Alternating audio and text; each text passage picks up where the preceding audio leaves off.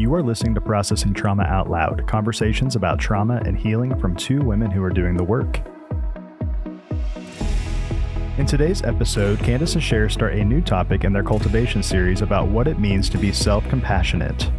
In early childhood, self-compassion either develops or it doesn't. Listen in as Kandace and Sher discuss their journeys of moving away from self-contempt and into a posture of self-compassion that seeks to heal. Hey everyone, it's Sher and Kandace with Processing Trauma Out Loud, and we're back today to continue our cultivation series. Sher, we have had so much fun in this series. I will say it's not only a series that felt fun to me, but I just go back and I feel like I'm just aware of how much I'm still learning and growing in my own journey. Yeah, me too. It's been good. And these conversations have been so meaningful. Mm-hmm. We've had some really fun feedback with some of these episodes that we're hearing from people. I think you sent me one the other day that someone was talking about it's giving them language to help them understand their own journey. Yeah. And someone who told me that they listen to they have a friend who listened to every single episode so they could understand someone in their life who was going through some trauma. That is so meaningful. Just love that so much. Well, what I love about that is we know not everybody has childhood developmental trauma. We know that everybody has had trauma in some way, but there is a little bit of a difference in having developmental trauma that is, sometimes we think of not only what's happened, but sometimes it's actually found in what didn't happen that needed to happen. Yeah. And I love that somebody is listening to this to help them understand somebody that has had developmental trauma. That feels really encouraging to me. What if art could help bring healing to the wounds from your complex childhood trauma? And what if healing could release and free your artistic expression? Click the link below to learn more about my new course called Art and Healing Beginning Watercolors. So today we're starting a new series on what does it mean to cultivate the trait of having self-compassion. I feel like we're doing a little bit of a full circle. We actually talk about self-compassion quite a bit, but especially in the beginning when we launched this podcast, goodness, over a year ago, we really wanted to start out with the power of kindness, not just receiving kindness from others, but actually having a posture of self-compassion and kindness towards your own self. And so we're going to share a little bit about our own experiences with our relationship with self-compassion and hopefully just give our listeners some stories or some things about self-compassion that will help them be curious about their own relationship with self-compassion. Yeah, it's just interesting as we have talked always, but particularly this morning as we're moving toward this topic, that how much of our lives I will say for myself, how much of my life I lived with the opposite of self-compassion, and I kind of made a list of some of the things that I lived with my whole life, like self-contempt and self-disgust and belittlement and the huge, huge struggle with comparison and criticism and all of the things that led me toward needing to live in a state of coping and numbness because I had such strong feelings about who I was, and it did not include self-compassion. And as we were processing this morning, we started talking about how do we become self-compassionate? And I will just say that it develops in childhood. So children do two things growing up in their primary environment. They internalize the messages that they're receiving, and then in some way they will model it at some point. And so when I think of your stories, I know your stories very well. It makes a lot of sense to me, Sher, that you struggled so deeply with the opposite of self-compassion. And we talked through it a little bit, and I'm wondering, how comfortable do you feel with sharing what that was like for you when you realize you really didn't have a foundation or a springboard, if you will, to grow up having self-compassion?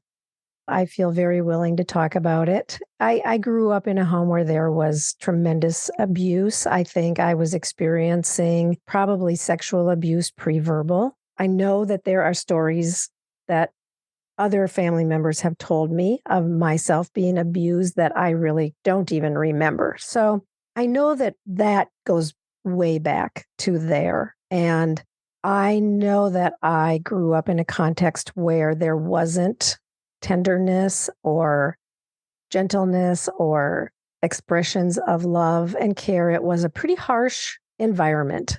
And I felt that. That's what I felt. I'll say for me as a child growing up in that home, my perception is that it was a very harsh, cold, physically cold, and emotionally cold environment. And I longed for the opposite. As far back as I can remember, I longed for tenderness and gentleness and kindness, and would seek it out, whether that was from anyone who was around me that smelled of being kind. I was leaning in, or as even you and I talked and you pointed out, even turning toward nature for the gentle breeze that would caress my face, or leaning into the trunk of a tree, and just wrapping my arms around and holding on. And so finding, ways that I could experience it even apart from humanity.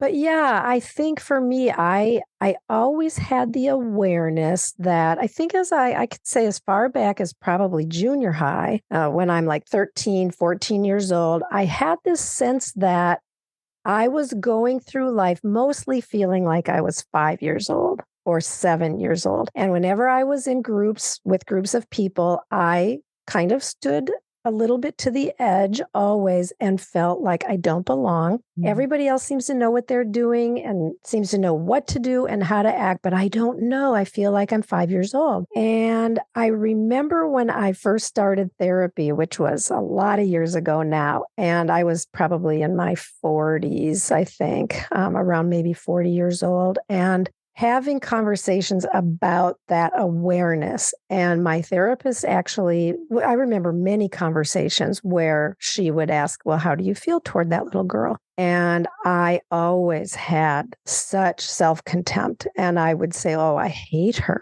I literally had a sense of hatred toward this little girl who was in so much pain and had so much deep longing and felt such loneliness. And I hated her because those were the feelings that I had to cope with every day, that I had to try to numb so that I could survive in the world. Yeah. Share. I know your stories, and I still just feel the weight of that.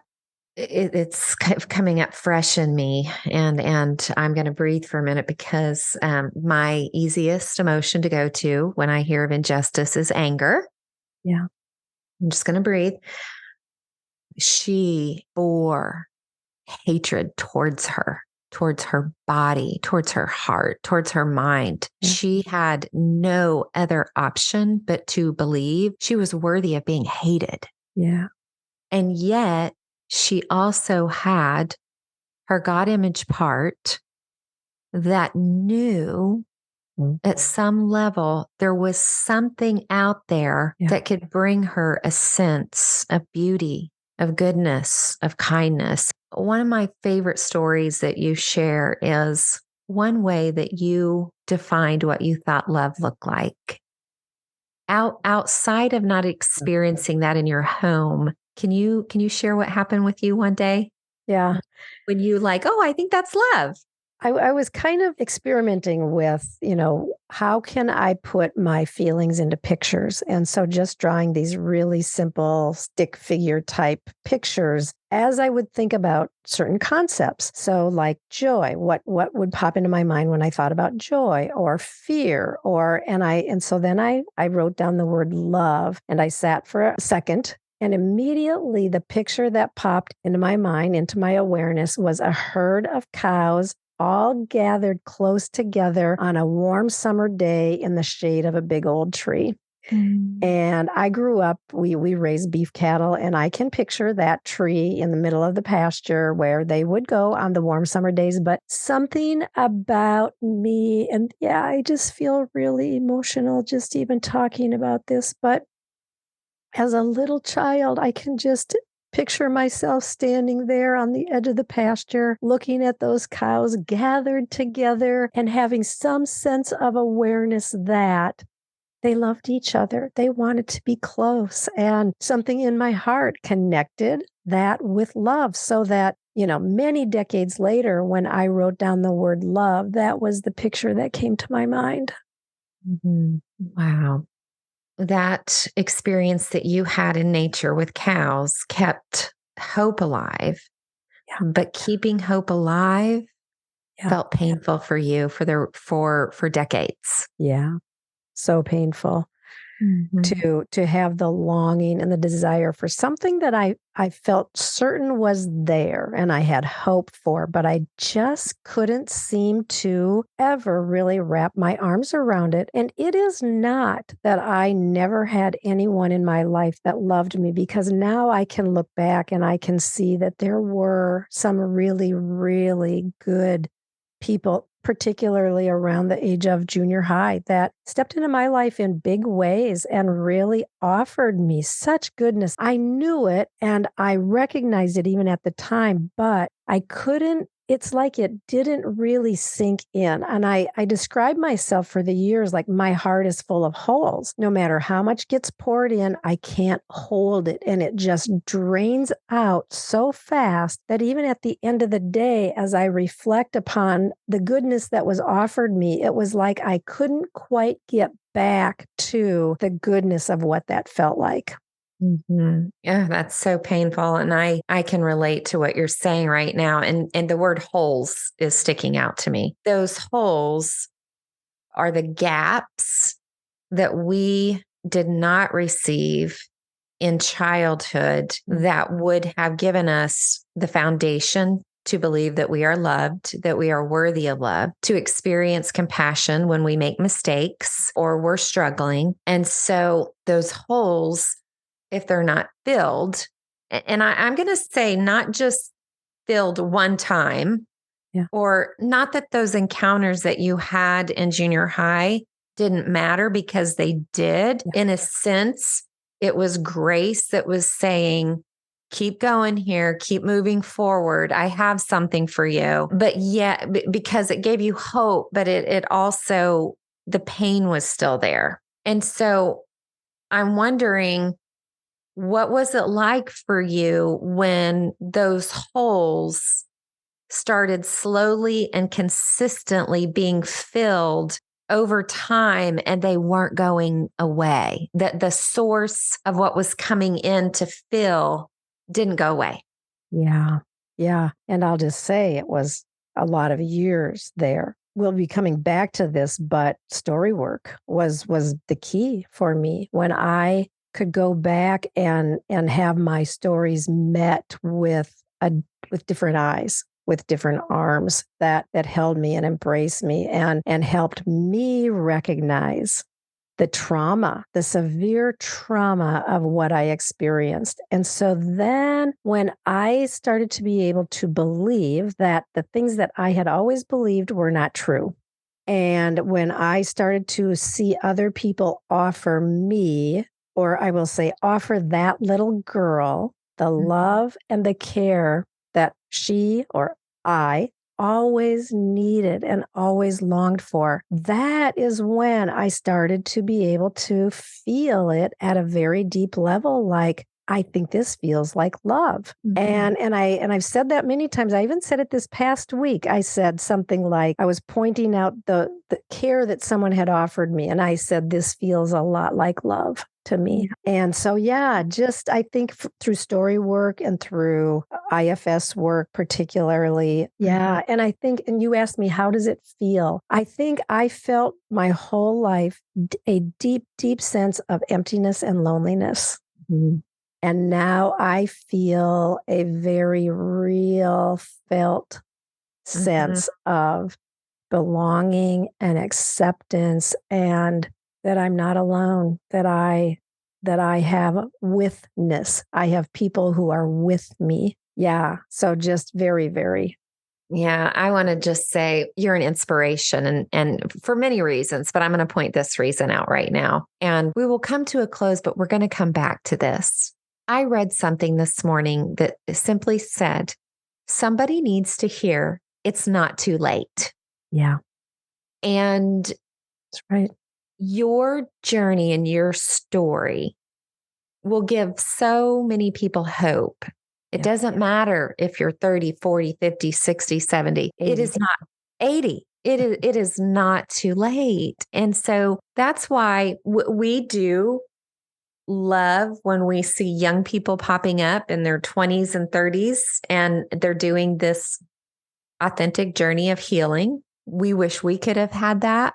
It's just not too late. And no matter how old you are. So thank you for being vulnerable today and just sharing a little bit of what your relationship with self-compassion is. We'll come back next week and further the conversation on cultivating the trait of self-compassion. So we hope that you find this, like I said in the beginning, just a conversation that can help you be curious about your relationship with self-compassion. Yeah. So good to be with you, Kandace. Good to be with you too, friend. Love you. Love you too. Thank you for listening to Processing Trauma Out Loud. Make sure to check out the show notes for links to suggested resources and social media. Like, subscribe, and follow to keep up with our weekly content. And if you don't mind, take a moment to rate and review us. Your feedback is extremely valuable and contributes to the success of this podcast. One last thing. If you have found this podcast helpful in any way, or if you have questions on how to take the next steps on your healing journey, please reach out to us via email at KandaceSher@gmail.com. That's KandaceSher@gmail.com. Our sound engineer is Jeremiah Jones of Auditory LLC. We welcome you to join us for more conversations soon. Take care.